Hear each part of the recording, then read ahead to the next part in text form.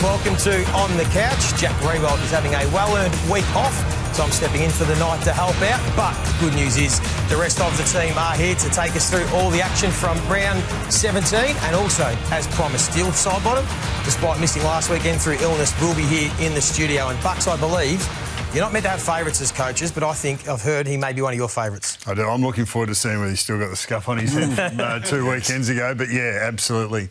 As a line coach, early days, he was a young player, pretty much first-year player that came in. First player that I fell in love with as a coach that I felt like I was really helping along.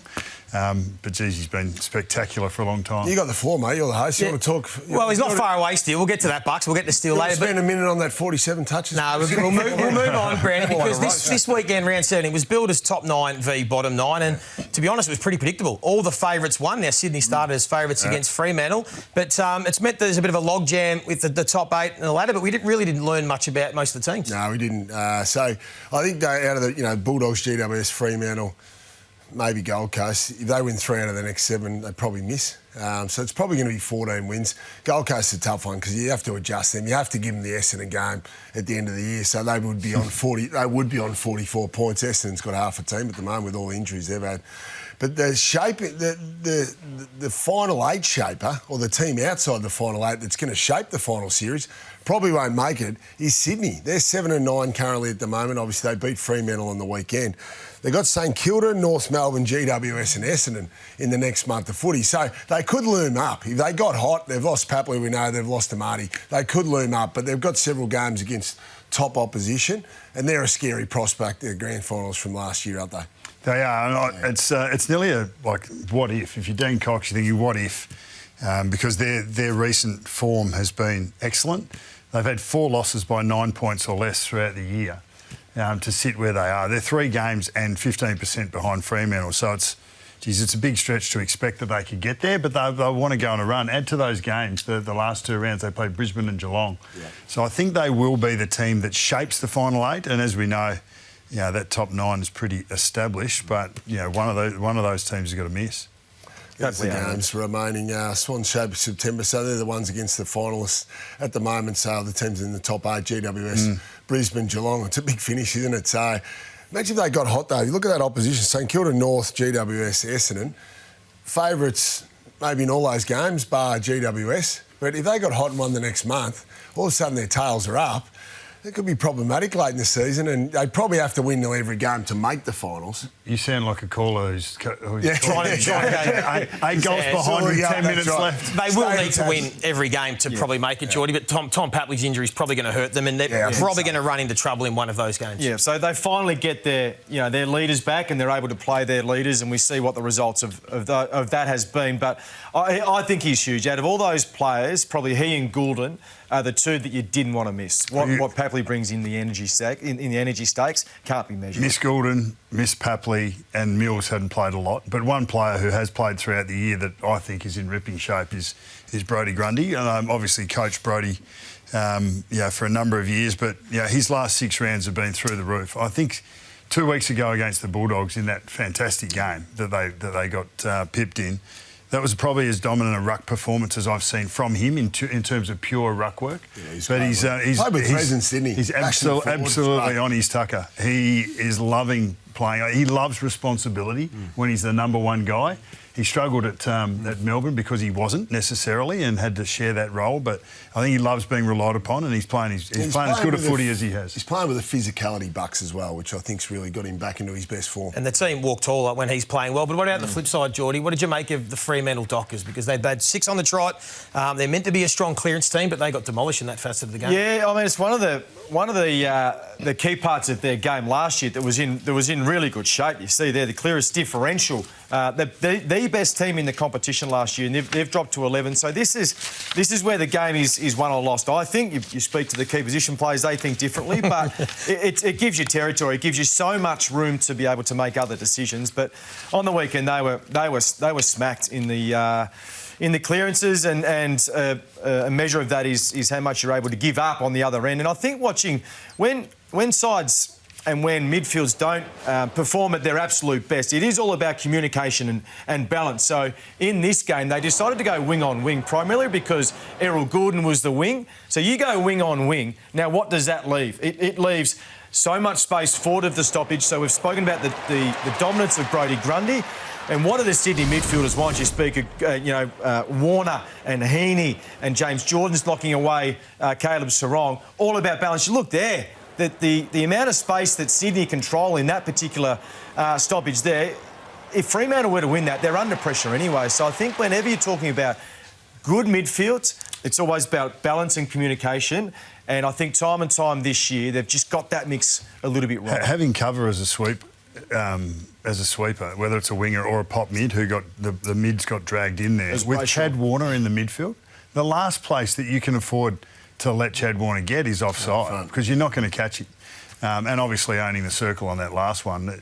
They've been good for a long time through the midfield, and they've got some great players in there, but if you're not getting it done as a team, then you're exposed. And there was opportunity for Caleb Sarong as the tag player to make the 2v1 if he wanted to in that situation, chose not to. Yeah, we marvel at opposition mids, and Brad Scott has spoken openly about Zach Merritt. What do you do when you're tagged? You've been through this. You go make 2v1s, you set up in a defensive position, you change the look of a stoppage, and you're right. So leadership has always been questioned at Fremantle, and the balance in and around stoppage is quite often left to a Brayshaw or a Sarong. So are you concerned, Bucks, about Fremantle missing finals? Because incredibly, they're 10-6 right now. Last year, that would have had them 5th on the ladder, and they are the only team at this stage of the year in the top 8 era to be outside the 8 with a 10-6 record. But we know with all the top teams winning this year, you're going to need 14, maybe 15 to make it. Is it a failure if Fremantle don't make finals? I think it is. Definitely, given the position they were in before last weekend. Yeah, they won 6 games in a row, so they went from 4-6 to so where they go from 4-5 through to 10-5 before losing on the weekend. But that run, that's a solid run. So the next two, the Hawks back at home, and then Collingwood at the G, they're really solid. And then they finish. You don't want to get Port Adelaide late. They'll be playing for Ken Hinkley late, regardless of whether they're contending or not. And I think those last 2 games, they've probably got the toughest draw, and they're currently outside, so they've got to leapfrog a Giants. Maybe a Suns, although they've got a game in hand, and maybe Western Bulldogs, who I can't see. The only team I can see them getting over is the Giants. The Giants need to fall over, and the Dockers need to come up. Show some grit, don't they? That midfield group especially. They've been pantsed a couple of times in their midfield. St Kilda earlier in the season, so disappointing. I think Longmuir's definitely coaching. The rest of the season coaching for his tenure there. No question about it. They miss finals, so a lot of pressure falls onto his shoulders.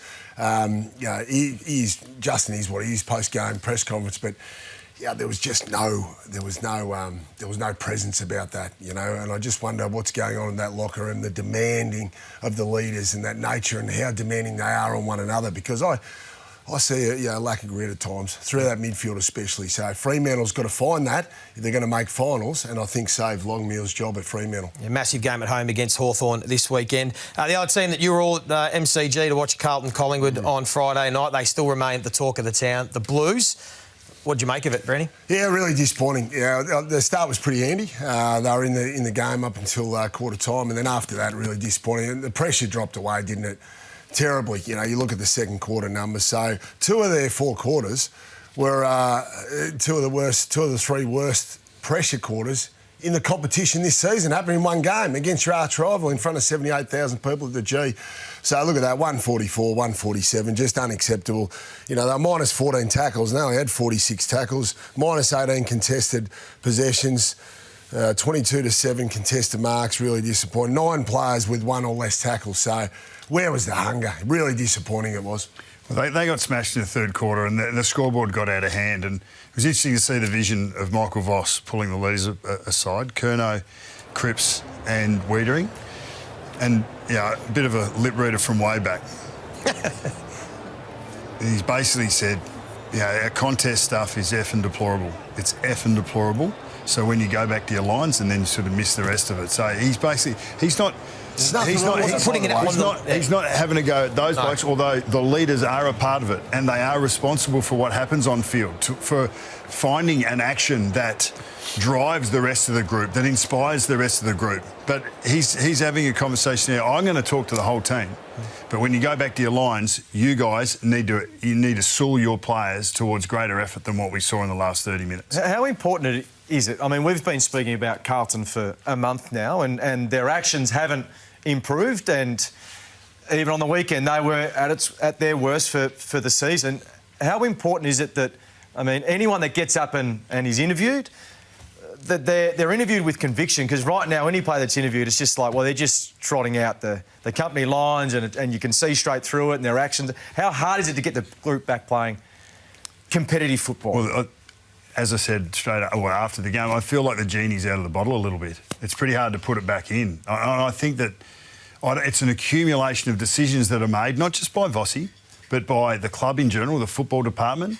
And it might even be giving a player a soft ear at certain times when you're trying to force a home truth, into the psyche, but then you get a soft ear somewhere, and then the lesson never really lands. And maybe that's happened over the last couple of years, and standards have sort of slipped in regards to they get ahead of themselves after on making that prelim final and going on that run in 23. Potentially, there's been individuals that I thought their performances have been, up and down enough. And flaky enough at times, to be honest, in terms of contest, where they could have, received a penalty in terms of selection. But there hasn't been a lot of those big selection calls that have come, and we don't know what the cost that you pay down the line is from not acting on those. And only the internal environment could really speak to that. And Brandy, one man that's probably epitomising the effort at the moment, what we're seeing, is Tom De Koning. What's your take on what you're seeing from the big... Well, really disappointing. To me, watching his actions the other night, looked like a man that's checked out and signed up, signed up with another club. Well, here's one. How can you play him after efforts like this? Well, it's really disappointing, absolutely. So there may be a standard set. Like Tom De Koning had a really good start to the year. He's dropped away. But these efforts are unacceptable. Now, it's not about trying to play for Vossi and keep his job. It's your own personal pride. It's pride in the jumper, playing for your teammates, but just getting out there and having a crack. And at the end of the day, no matter what's going on, as far as his contract situation, he has got games to play at the Carlton Football Club, and he needs to bring 100%, and that is not bringing 100%. But Bucks, if Vossi's coaching for his future and he's got a player that probably, like Brownie says, is checked out and not playing, can you have the conversation with him and say, are you in, or do you not want out? Can you have that? Absolutely you can, but so what? You make the decision now? The players' locker room knows exactly what goes on, and they know when a player has picked and chosen with his work rate and with his contest. Every locker room knows that. So if there's no censure or no challenge from the coaching group, then that becomes an accepted part of what we do. And then you just keep going down the line, But on the Adelaide at the end of last year, Josh Richelli, the call made on him seemingly meant nothing. But it set a standard for him, and it executed one to educate 1,000 on expectations on the way that we want to go about it, at the very least. So you played for a ruthless team. Ruth, what would you be doing as a teammate in this situation with some of the players at the Carlton Footy Club? Yeah, it would be... I think it's a tough conversation because these are players that are leaders of this football club. I would see De Koning as a leader. He's been there for a long time. He's a big lad. He's got a lot of say in how the team operates. So if they're not doing it, there is no way that you can try and educate or keep the young kids accountable. So that is the bit that's missing. The one thing I would add to that is this isn't just a coaching issue. Like, the player leaders, and we've all been involved in good locker rooms and ones that haven't worked so well. But the player leaders have walked past this as well. They could walk into the coach and say, we don't trust this bloke the way he goes. He doesn't work hard enough. We're not trusted he's going to cover when he should cover, not trust he's going to go when he should go. Player leaders can do that. And coaches appreciate that stuff. And then it's up to the coach to go, yep, I'm with you on that. We'll let him go. And we'll give him, and we'll follow up with him, give him a couple of weeks in the twos and see if he can earn our trust back to come, or you earn your trust back to go and play. So the player leaders are as accountable as anyone. And Brandy, leadership sometimes more than just effort. It's also seizing the moment when you are one of the highly paid big leaders of the football club. And Charlie Curnow, you've seen some things. Oh, absolutely. It's just so disappointing, Charlie, with the kicking technique, the way he goes about when he has big shots. And run towards the fire, Charlie. That would be my advice. Not running away from the fire. When he plays on and rolls around like this, that's running away from the fire for me. Early in the third quarter, they needed a lift. Now, every key forward worth his salt can kick 50 metres, especially with the stand rule these days, goes and plays on. He's unloading the pressure. He's not the only forward that does it in the competition, the only key forward, but that is a time when a leader needs to embrace the moment, go back, spend your 30 seconds, at the very least allow your team to set up behind the ball, feel uncomfortable for that 30 seconds, but realise, hey, I've got to suck this up. I've got to embrace it, show some resolve and go back and kick the goal for my team. And Charlie too often rolls around and plays on like that, and I think part of the reason he's trying to offload the pressure. So that's really disappointing. That's, to me, not showing the resolve that's required. You hate that as a midfielder. You really do. It's the one chance you actually get to have a rest. And then you look up, you have a conversation with the other mids, and you look up and you go, oh, now we've got to go again. It just zaps the energy. I think you're right. Mate. Yeah. Yeah, it really I think knocks back to you, mate. You like a bit of me time, take the 30 seconds. Well, that's a bit of me time. Eyes on exactly. me, and then finish off. But you can't tell me, Charlie Curnow, with the way the stand rule is, he's kicking from 51 there. Yep. Come out after half-time, fresh as a daisy. Go back and just kick the goal. Take your full 30 seconds. But that's a leader. That's embracing the moment, and that's why Charlie has been criticised the last 18 months of footy. Bucks, you were strong on it the other night, and you're spot on. He hasn't performed when it's counted in the last 18 months. I'll tell you what, that game on Friday night, I don't know whether you two felt it. It was a tense crowd.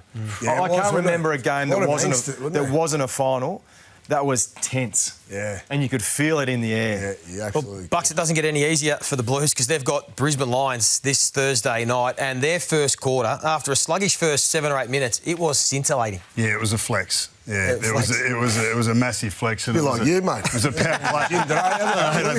I've sprayed this one on me. It was first class. I mean, Port Adelaide dominated the first 8 or 9 minutes.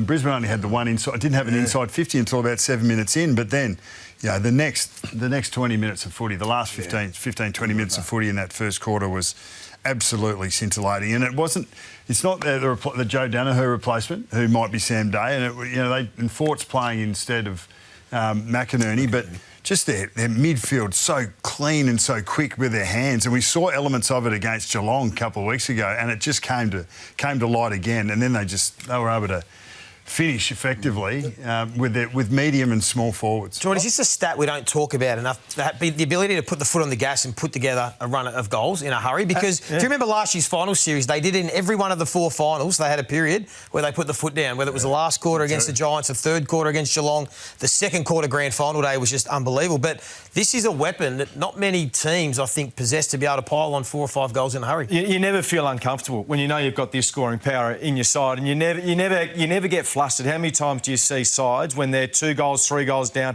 start to make really fundamental mistakes? I remember, and lucky enough to be involved in clubs that had that firepower. You could be 30 points down. You go, that's okay. We've got a quarter to go to peg that back, and then all of a sudden you get on a run. I think this side, more Bulldogs probably have the same firepower when they really get going, but if you are 30 points up, 40 points up, whatever it is against the Brisbane Lions, do not think you're comfortable in that position. They've got the belief, haven't they? And they've been lauded for their kicking skills, the way they can just cut teams to ribbons. Their contest work is obviously elite with the depth of that midfield, but something that's is underrated in their game is the handballing. And they're gaining a lot of metres by handball the last 3 weeks, so I'm not sure whether there's been a shift or not behind closed doors, but I call it the Lockie Neal effect. There's a phenomenon going, a tough word to say that one, Buck, phenomenon, going on up there, and it's a Lockie Neal effect, and I think the amount of work he does, it's rubbed off on his teammates. Like, have a look at some of these awkward handballs in different situations, sideways handballs, over your head. It's just elite, and more often than not, it hits teammates, and they've been able to keep the ball moving forward, especially in the last 3 weeks, and that is the Lockie Neal effect, and it's a really underrated part of their game. It's a great point when you talk to any of the young Brisbane players. Lohman, I had a chat with Fletcher. They end up, they are drawn along in his way. The application, the professionalism to his craft, and really, he's not a massive body. He's not a like a long runner like a Mark Blitzavs. So he's relying on being the cleanest, tidiest player in tight and not fumbling and being able to hit targets. So that bleeds and rubs off on his teammates. But it's only really come to light in the last 2 or 3 weeks with how proficient they've been at, how much damage they've been able to do through teams that pressure really well. It's a great pickup because their handball has generally been backing out to release the pressure to then play their kick game. But if they can add this to their repertoire where they can now forward handball and surge on top of their kicking ability, it just makes it even harder to stop. It changes the way they go forward. I remember they used to be a really long contest sort of down the line, so you do rely on Joe Danaher and Hipwood, and we've spoken all year about the Joe Danaher who's going to fill that void. If this part of their game stays at that type of level, you can have a smaller forward line and be able to work together rather than those big bailout kicks that they were so used to. The irony of those numbers is that they only get to that level if you connect and you actually get through. If an opposition stops you and can stick those tackles, even if you try to do it, goes back the other way, you're not going to get those numbers. So they need to be attempting it, but then be effective doing it. So that's offence. I'm a big watcher of On the Couch. You have the premiership window, and you always talk about defence. You guys tell us defence wins premierships. Well, the Western Bulldogs are the best offensive side in the competition. But are they going to have to defy history if they are wanting to win the premiership in 2025? Yeah, they do. They will have to, no question about it, because it's still the question mark for the Dogs. It's been a question mark over the last few years, hasn't it? So you look at their points against.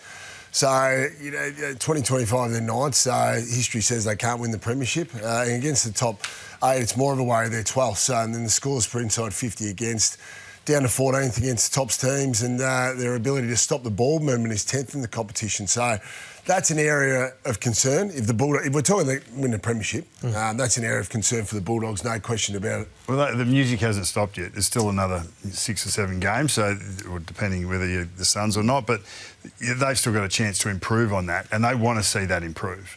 Because every other facet of their game seems to be coming together really well. To be the end-to-end ball movement, their offence, even Aaron Norton's up and about now. So there's so much hurt factor in that mid-forward zone. But holding up when the best teams have a run at you, that's something that they'll need to prove in the next period of time. I just wonder their preparedness to give up a little bit of offence, to get a little bit of defence. I mean, they've been lauded for the way they set up to attack and really assertive. I think if you change that aspect of your game, you do certainly lose some fight. But I mean, you got Jones to come back. He's just sort of... Yeah. He's one of those ones that's been forgotten. Maybe he might be the X factor coming back in towards the back end of the season. One player that we keep talking about, Sam Darcy, and I sort of think about this competitiveness, this idea of a footy chip, the bloke that will not give in and finds a way. This is the second time this year where he's been well beaten in the first half. Jacob Wiedering against Carlton at Marvel was the first one, came back and had a really big influence in the second half. Well, Dawson played a brilliant game on him for the majority of the game, to be honest, but Sam Darcy found a way with weight of field position. But I love this. I love this. It's a great pickup. Yeah. Well, it's the most important thing, key forward. It's a great thing about being a key forward and deep forward is you can have a really quiet game, but you can change the game or impact the game in a matter of minutes just by the position you play. So we heard Brad Scott talking about Sam Durham and that sort of verve and aggression and intensity. That's what we mean by someone who's never beaten. You might lose a contest and you might have a bad quarter, but you're never beaten. That's because you'll always be. You're right. You have to stay invested mentally. You've got to keep turning up, keep showing up. You can't give up the gas. Well, Steele Sidebottom, he has been one of the stories of the season. There's no doubt about that. He's been at the forefront of Collingwood's resurgence, and he's going to join us next, and his old coach On the Couch. Coming up right after this, Steele Sidebottom.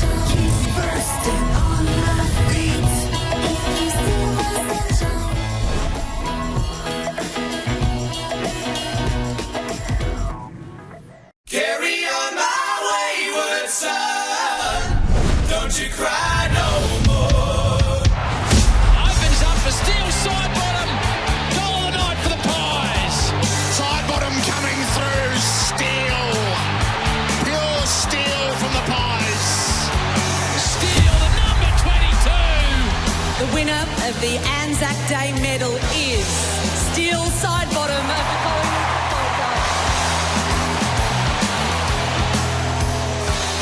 Well, he was meant to be here last week, but then illness struck, but better late than never. He's committed, he stuck to his promise, and he's here. Welcome, Steele Sidebottom. First, I have to ask you about your rough week last week. It meant you missed the game, but talk us through how it all unfolded. I can't blame the kids, to be honest. So, yeah, I just had the flu.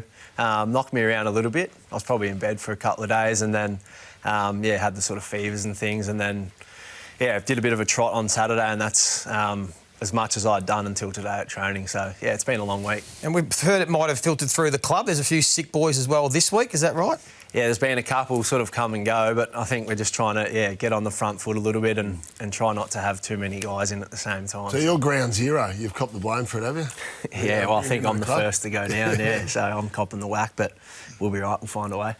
Mate, is it hard to, I mean, we sit here in awe looking from the outside after the premiership win, what happened last year, and to be the position that this club sits at now, have you been surprised by the way the club has bounced back after what was a disappointing year last year? Well, if I'll be honest, not really, no. I think the sort of the drop-off we had last year, I think if you'd sort of look back, most teams had a bit of a down patch last year. Ours may have went a little bit longer, and then we just timed our run late. Our best sort of patch was right at the end of the year. I think, we beat the Lions going into the end of the year, and, we just kind of left it late. But I haven't been too surprised because, I've always, been pretty confident in our teams, whichever year it's been. But, I haven't been that surprised. And just you personally, mate, your renaissance. Early last year, you looked like you were in a bit of trouble career-wise. You weren't moving as well. You're out in the wing. Back end of the year, you finished strong along with the team. You went back inside of the midfield. Just talk us through that. Yeah, I was thinking about it on the way in, actually, a little bit, what you might have asked me. But, it's funny. I guess I found myself in positions that I sort of hadn't been in. I felt like I was fumbling with the footy. I guess you say I had that sort of little voice in my head as well, questioning my ability. And then, I guess like you do in any situation like that, you just get back to work. And, lucky enough, I sort of spent some time in the midfield. When the footy's around, you don't have as much time to think as well. So that's helped. And, I've been, playing more midfield this year as well, so it's been good. You had a little stint at halfback for about 4 or 5 weeks between that. Did that, like having the ball in front of you and being able to sort of simplify the game a little bit, did that help? It was actually nice to look at the game in a bit of a different lens. I probably played 3 or 4 games back there, and playing on the wing, I spend a bit of time in the back line, but as you sort of said, I'm looking at the ground in a different view. It was enjoyable, and it sort of gave me a different look at it. Didn't spend too much time there, sort of got kicked out of there, but I've played a bit of everywhere, to be honest. So one thing that stands out is your longevity, Pendles, Howie, even Jamie Elliott a bit further. Yep. What do you put that down to? Obviously, you're great mates, and you're coming through this era together. Is it the program? Is it you trying to one-up one another? Like, especially you and Pendles. It's been a great relationship over a long period of time. I don't think we're trying to one-up. Well, we all want to go one-up together. But I guess we're just guys that are very hungry to do well, to get better. We are getting to the sort of latter stages of our career, but I still think we've got so much to give to the footy team, and while I'm able to still contribute and do that, I still want to be around the place. So that means you want to play next year? There's been a lot of talk. Most of the boys are all keen to go on. How far have those conversations gone with the club? I want to... Well, you're a long time retired, so I want to keep playing for as long as I can. But as I sort of said, I feel like I'm still contributing at the moment, and whether I get to make that call or not, whether the club does before me, I want to be there. So, if I do get another contract next year, I'll be trying to play as good as I can. What's the secret, mate? What is the secret sauce, though? Because there's names. Tony Shaw is the first one to get, recent times, over 300, and then you boys have just gone straight past him, you and Pendles. And there's other guys looming up as well, and you are the oldest team in history. Written off, probably, not written off, but at the start of the year, a lot of question marks about the age of your list, but it doesn't seem to have worried you guys. No, it's not. Not at the moment, anyway. I guess it can be... Basically, all it is a bit of an excuse when we're not going well, I think. Right now, we're full of experience and doing pretty well, and when we're not winning, we're probably too old. So, I think to sort of go back on the point, what's the secret thing? I think our fitness guy, Wadey, who's a bit of a jet in that space, like he just knows when guys need a break as well. So he wants us playing fresh all the time, as fresh as we can. So already I've had a few games off this year. Obviously one again on the weekend, which wasn't ideal, but they're just putting us in the right spots to perform when we need to. Steele, talk us through playing for a big club. You two have played for the biggest club in the land, and rightly or wrongly, the media cycle is driven by, Carlton are experiencing at the moment.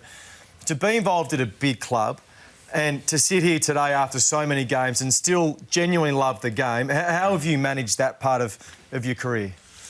Good question. I guess I just feel very blessed.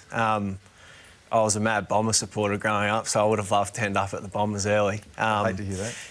Yeah, but no, to be honest, I just love what I do. I love turning up every day and, yeah, trying to get better. I think the people at our footy club since the day I got there have been unbelievable, and, you know, I've spent more life at the Collingwood Footy Club than I have home. So, yeah, it's home for me. I love being there, and I really do pinch myself that this is my job still after 7 What's it like years. being at the biggest club in the land? Do you feel the pressure? Oh, yeah, there's no doubt that there's pressure that comes with everyone that plays and every club. Nothing's ever as good and nothing's ever as bad. I try and stay pretty level, but yeah, I can't really talk to any other club because I haven't been there really, have I? So, yeah, just very fortunate. I love the Pies. After me, Fly's probably your favourite coach. So, What was he like? I was mixing there somewhere too. I'm probably third. I'm the only one who didn't get a flag with you. What's he been like? I mean, obviously in the environment, being able to scale the mountain in 23 and then to come back around now, what is the difference? You know, almost 2 years down, how has he been able to drive this group to, you know, the levels that you've displayed throughout this season and to maintain that hunger to go again? Yeah, I feel like he's very good at... he almost has little themes every week. He's always mixing things up. Sort of nothing's ever the same. There's always sort of another different look at it. He's just a really good guy to be around. I think there's a lot of coaches out there that know all the X's and the O's. But I think if you don't sort of have the people around you and the relationships with those people, it makes it hard to, you know, have guys and want guys to play for you. And I think Fly's got great relationships with everyone at our football club, not just the players. He spends time with our staff and everyone as well. So he's just a really good people's person. He's a competitor. He's got the competitive animal in him. He ever give you boys a bit of a sharpen up behind closed doors? Not real bad at the moment. Really? I've seen it bubble at the surface a little bit.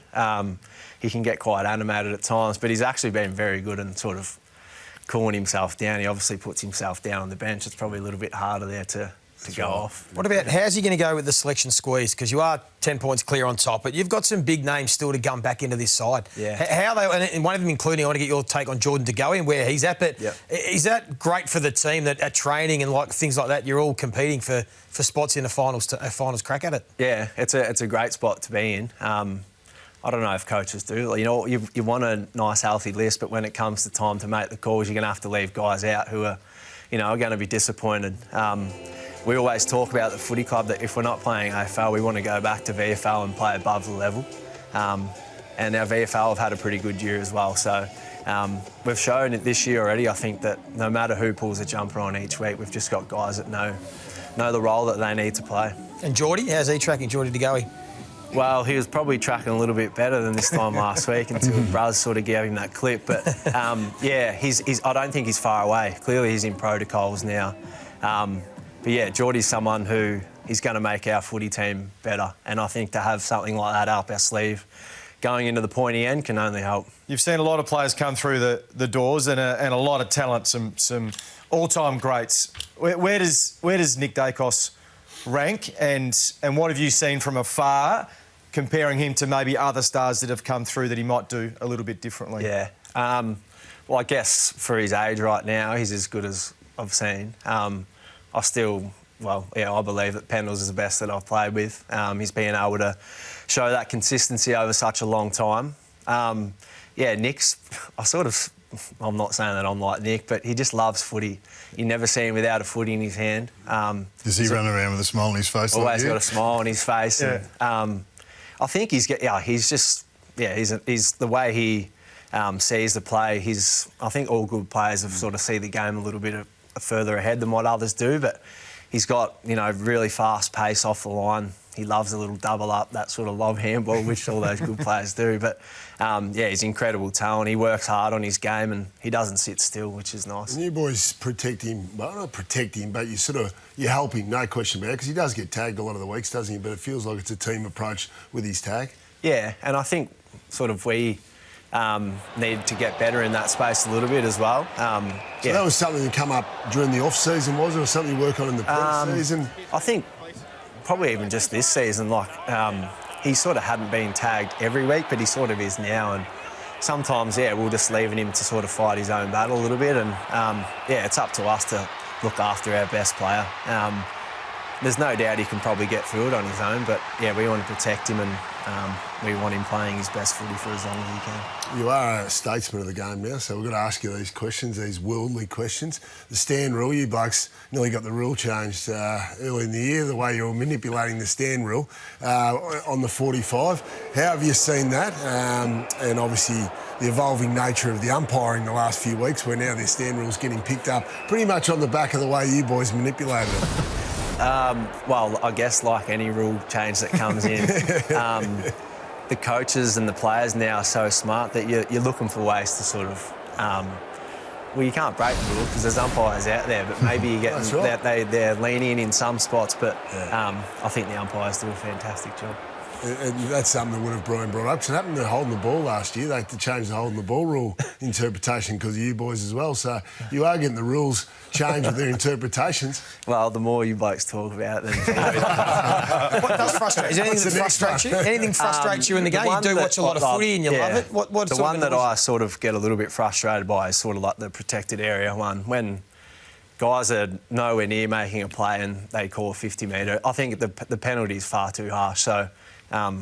but then the rules there, they're going to umpire it the way they see it, but that's maybe one. Well, let's talk about umpire contact then, if you want to put things on the agenda. Like, there's obviously that rule has changed, and there's been an adjudication shift in the last couple of weeks in terms of blokes sort of recidivists. But what do you do here? Like, there's more umpires in the field of play. Have you found that it's been more difficult? Are you more aware of umpires in the space? Oh, there's no doubt that I'm more aware, and clearly spending a little bit more time in there. But I think you've just got to move. You can't start there if you're that worried about it. I think there's enough time maybe to sort of get around him. But it's a tough one because he's right in the middle where you want to be at times. But you just got to, I suppose, get out there because it's too risky. I mean, if you're to make contact, as you said, the rules have been changes, then you don't want to be missing games. If you lined up on Matty Rao this weekend, would you take him in behind the umpire and see if you could work him out? Well, I think you're both liable now, as well, aren't you? If one of them hits, then you both are. So It's a lot of money. You want to do the... You're driving. This is my idea. You're driving it. Okay, so the world famous one of your quirky strengths is to identify the boots of players within the AFL, and not the newbies that come into the game, more so the older statesmen. So we're going to flash up a photo here of a player, and you've got to tell us who that is. That's Jeremy Cameron, that one. That is correct. That's one. Did you show him that before the started? No. Maybe the chicken legs gave it away. There we go on the second one. That's Toby Green. That's another tick. As we extend now, there's Toby Green with the Pumas. We go to the third one. That is Noah Anderson. Very good, correct. 3 from 3. Right, that's Jesus, it's not bad. We got one more. This is for the grand final. One more. This is for the hold the Premiership Cup aloft. Whose legs are these? Hey? Is that you?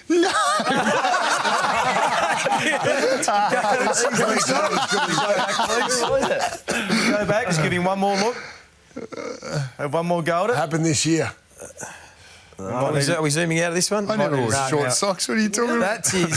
That's your coach. That's Craig McRae. Chicken legs. Well, we appreciate your time, Steele. Thank you for coming in. We understand you couldn't do it last week, but good luck for Friday night against the Gold Coast. But more importantly, good luck at another crack at another premiership and game 350, which will be coming up as well for you.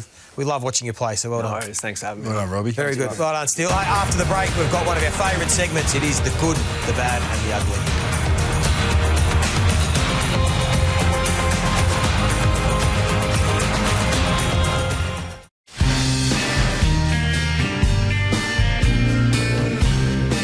Well, it is time for the good, the bad, the ugly, and as the guest, I get the honour of going first, so I'm going to kick it off. And the Saints have been searching for some elite young talent. They've been trying to find out who can stand up, and this young man, Max Hall, is turning into some sort of player. He's the first Saint to have 25 disposals, 10 contested possessions, 3 goals and 3 score assists. It was the 5th highest rated game by any St Kilda player on record, and he was a mid-season pick, so you don't always have to go to the bottom of the ladder from Box Hill. Yeah, he's stolen. Another Box Hill product.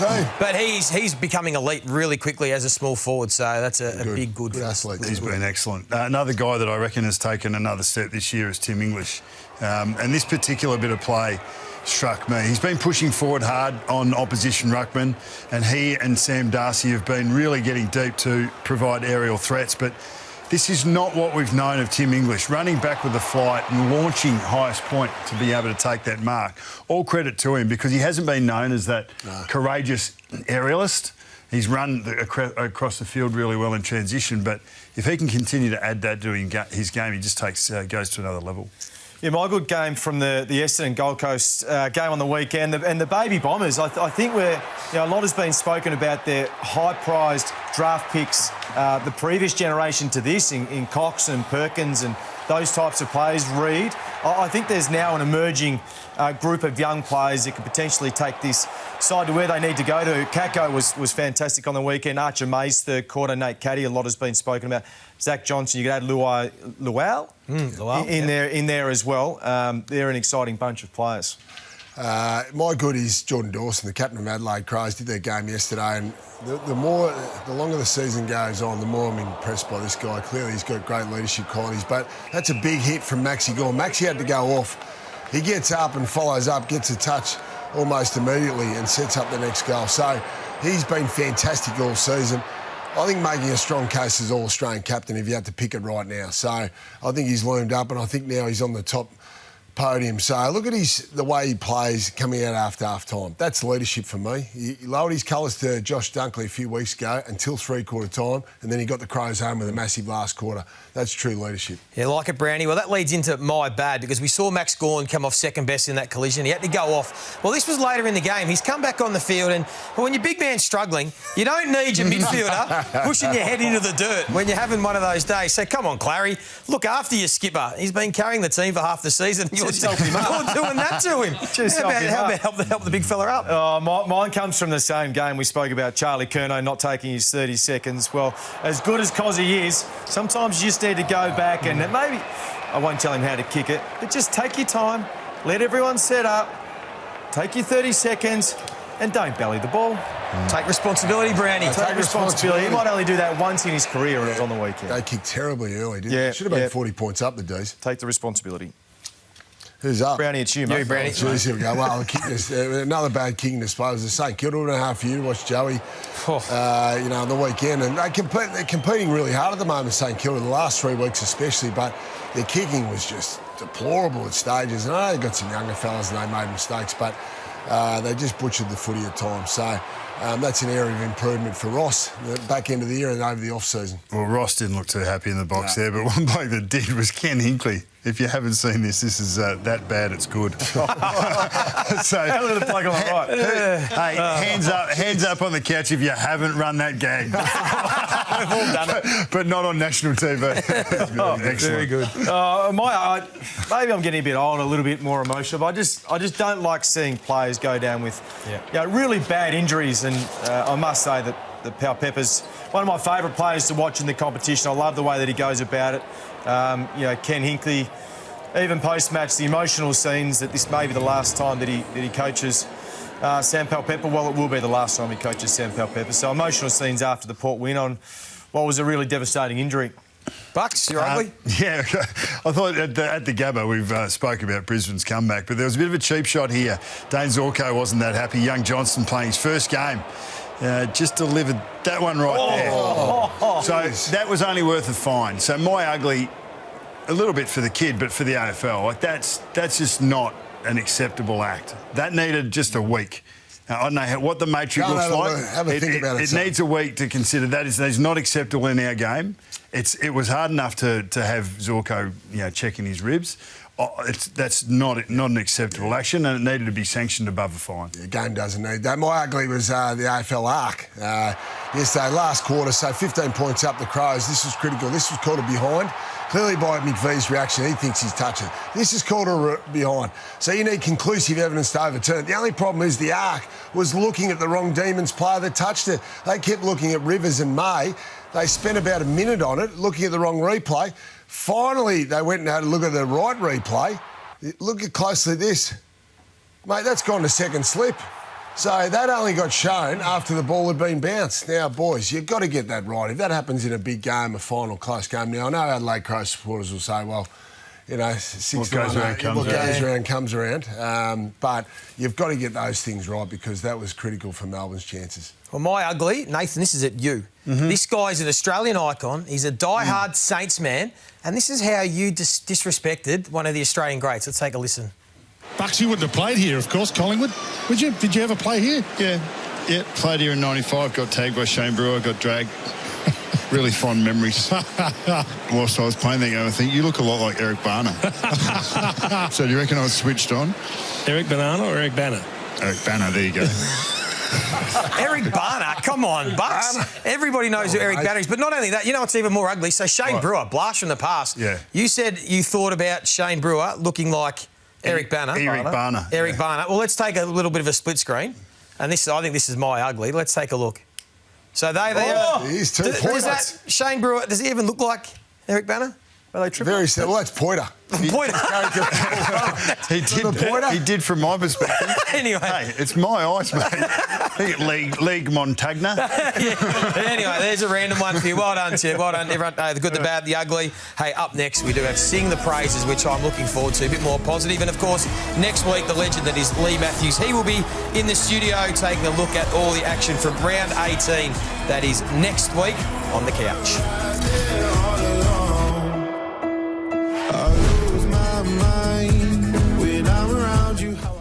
Celebrate you, baby. I have to praise you like I should. Gets me every time, that one. Before we wrap up, we always like to sing the praises, and I'm going to kick it off again, Bucks, if that's okay. Singing the praises of young Murphy Reid for the Fremantle Dockers, 8th highest rated player on the ground on the weekend. But he is on track to join only 6 players this century in their first season to have 20 goals and 20 score assists. He's actually on track to have 25 goals and 25 score assists, which no first-year player has ever done on record. I think that's going under the radar, how good of a season this young man is having. So well done to Murphy Reid. I've got Jarman Impey, from a young player to an older player. I think he's having a fantastic season. When you speak about run-off half-back and they've lost Weddle through injury, but both he and Amon providing targets off half-back. That should have been holding the ball. Then he got done holding the ball after that. But I just think his footy's still at a high level, providing so much run and carry off half-back, and he's been a terrific player for the Hawks. I've got Xavier O'Halloran. I think you just love players like this that can plug and play. So he's been a wingman, he's been a half-forward, played as a midfielder on the weekend. Yeah, absolutely. Second highest rated performance of his career, 27 touches, a couple of goals.